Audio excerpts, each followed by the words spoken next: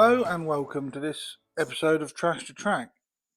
In this episode we're going to be looking at this Replica Railways B1 loco that's been sent in to me by Paul.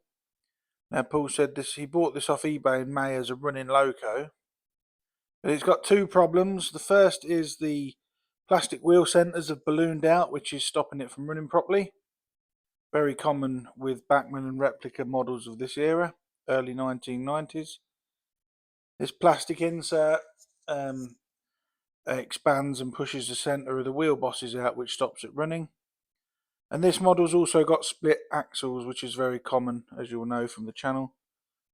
Now, it does try and run, but it's not running very well, so we're going to have to sort this all out. How anybody could sell this as a running model is beyond me. To remove the chassis, you need to remove that screw in the rear there under the foot plate, and the whole thing just lifts out and unclips from the front.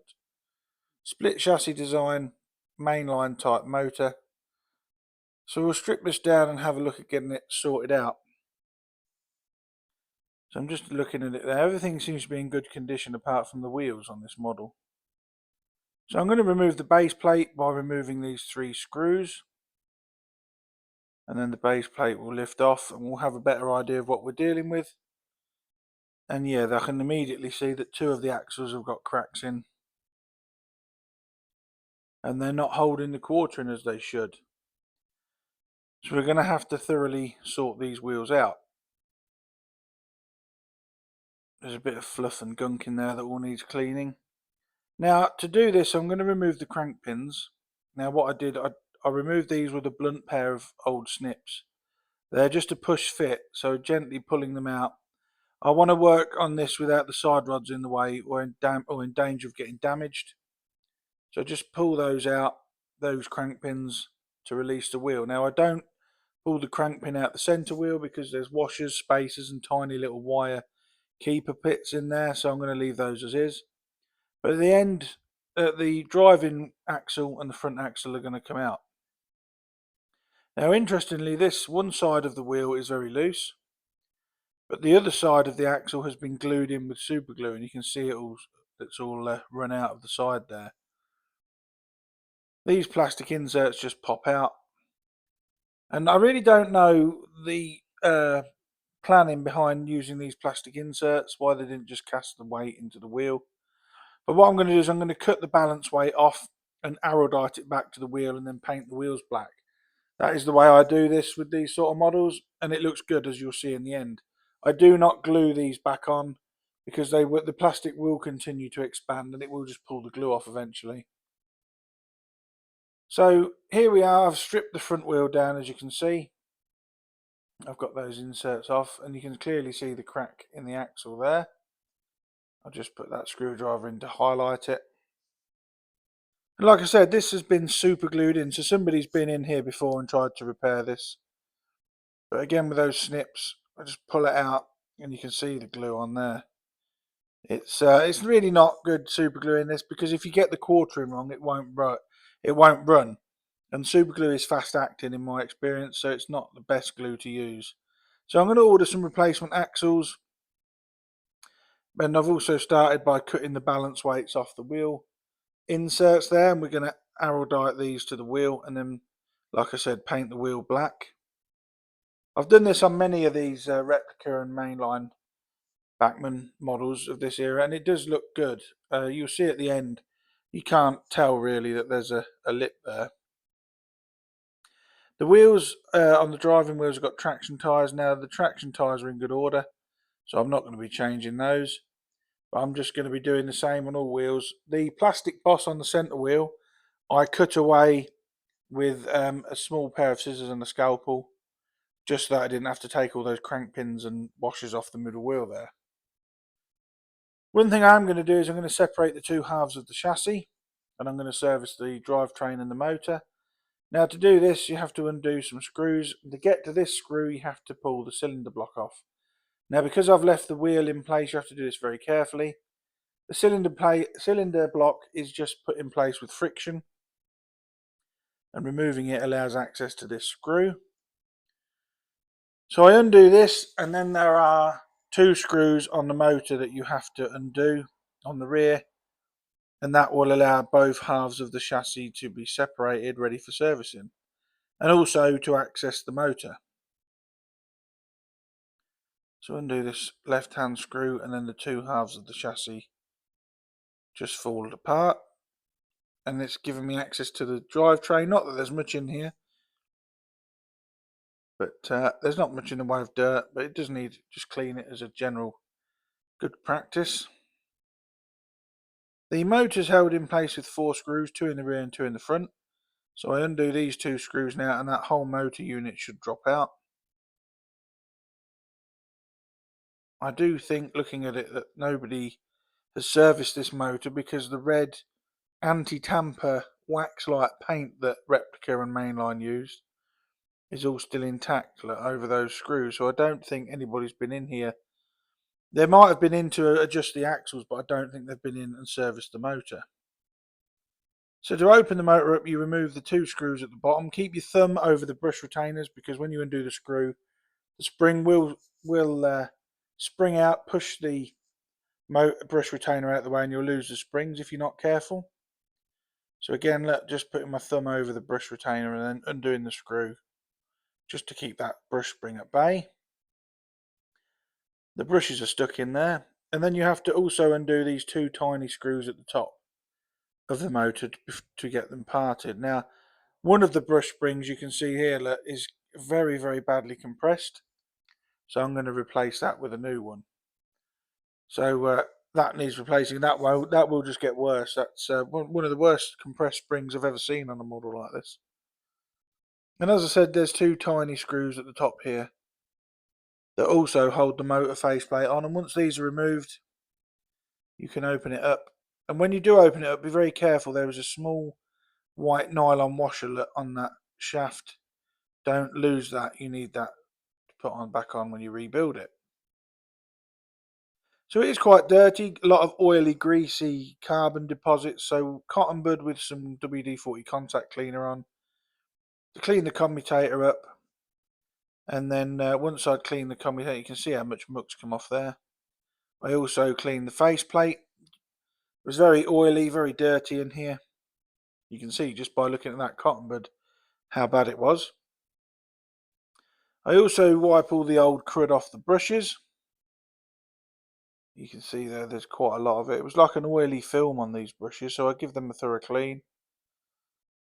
And then I'm going to rebuild the motor. I put the faceplate back on, making sure that white nylon washer was in place. Put the brushes in, new spring, and then the brush retaining pieces can go on. Now, these have to go on a certain way. One is longer than the other because it picks up current from one of the chassis halves.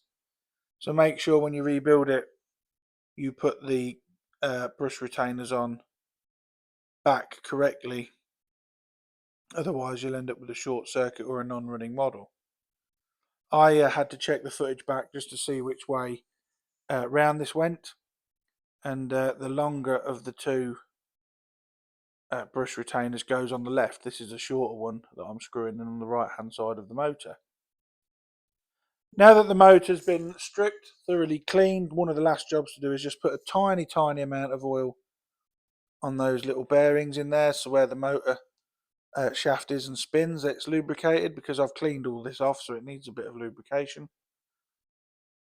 And then with a battery, just test it to make sure it works. Now initially it didn't work because the brushes weren't seated quite correctly, so just turning the armature with my finger, and then the motor spun into life, and it's running really nice. And it's actually, for a model of a motor of this sort, it's running really quiet actually, and you can see it spinning around there nice and strong. So now the motor's been serviced, I clean all the drivetrain up, get rid of all the old grease and grime that's on there before replacing the lubrication on the spindles with some Labelle 106. The motor's then put back in place, and the 2 front screws are reinserted to hold it in place. The 2 gears from the drivetrain were given a dose of WD-40 contact cleaner and thoroughly cleaned. There was a bit of old fluff and gunk on these, so they were cleaned with contact cleaner and then given a going over with a cotton bud and also an old toothbrush, just to remove any dirt from the gear teeth themselves. Here's the main one. And then they were rebuilt. The smaller gear goes face down. Larger gear above it, which comes into contact with the pinion gear on the back of the motor. Then just turn it with my thumb to make sure that everything is sitting correctly. Small amount of gear oil on those spindles as well, just so it sits in, because obviously we've cleaned this drivetrain, there's no lubrication on it, so it needs some on it so it runs nice and smooth. And then we can reunite both halves of the chassis again and replace the front screw and the other two motor screws that we took out earlier on. Line up the bottom spacers. Once everything's in alignment, replace those screws. Now, like I said, some people might be wondering why I didn't remove those centre wheels. It's because the crank pin holds lots in place, and I didn't want to ruin it. I'm cutting some more balance weights off the useless plastic inserts, so I can bin that. I'll just cut the balance weights. And here we are, we jump forward a bit. I've glued these on with Aradite and I've given the first coat of matte black paint, and I think you'll agree they do look quite good. I've even painted the edges of the wheels. The original replica ones were shiny, but this gives it a more realistic look. So a couple of days have gone past now. These are the axles. It did say on their mainline Scott, but Peter Spares assured me they also fit this model. So I get the first one and it had a very, very tight fit, which is good. That means it will hold the quartering correctly. So I put the axle on the axle spindle on the wheel, then gently push it down on the workbench just to get it seated correctly. And initially I thought the axles were too small, but getting the old axle and putting it up against it, I can see no, it is the correct size. And to quarter the wheels, this is what I do. I hold it in my hand. Now the wheel facing away from me, I set at 9 o'clock. It's set at 12 o'clock, so it's facing upwards. And this wheel at 3 o'clock, so it's quartered. And I am doing this by eye. I've done this a lot of times and it does take practice to get right. But you can see there the rear wheel at 12, front wheel at 3, and then I push the other wheel onto the axle. Then I check the back-to-back measurements with this gauge, and initially it was very tight. I couldn't get the gauge in between the wheels, so I adjusted the wheels so that I could get the gauge in, make sure that quartering is how it should be. And like I said, I'm doing this by eye. You can get a quartering jig, and I am looking out for one. I'm going to buy one, I think, just to make life easier. But there they go, the back-to-back's correct, and that's one axle sorted out. Now I'm going to sort this axle out. This is the drive axle. I am going to use the original gear because that wasn't actually split. This is a little bit more difficult to back-to-back because you can't get the gauge right down on the axle, but I use the rims of the wheel and then turn it around to make sure it's the same all the way around. So the crank pins were pushed back in. Like I said, they're a friction fit. And I've put the wheels back in the chassis, and it's in my loco cradle. Small amount of Labelle 106 on the drive gear on that axle at the rear. When I can get it out of the tube, I'm running out on this tube. I'm going to have to get a new one soon. So squeezing the tube will eventually get some grease out of it. There we go. And then before testing, I removed these springs. These are on the centre axle, these springs, but they're very, very stiff. And I found that they were pushing the wheel too much. So I removed the springs off the die casting for the centre axle, and it's working fine without them. So because they were damaged, I removed them. And before putting the base plate on, I also put on some of this Pico Electra lube. This will lubricate the axles whilst also providing a base for it's conductive, so it will help with electrical pickup.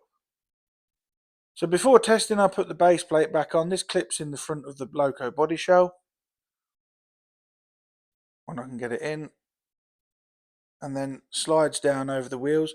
It's not advisable to test the model without this in place because it will, if the motor tries and run, it will throw the wheels up and it can end up bending the rods.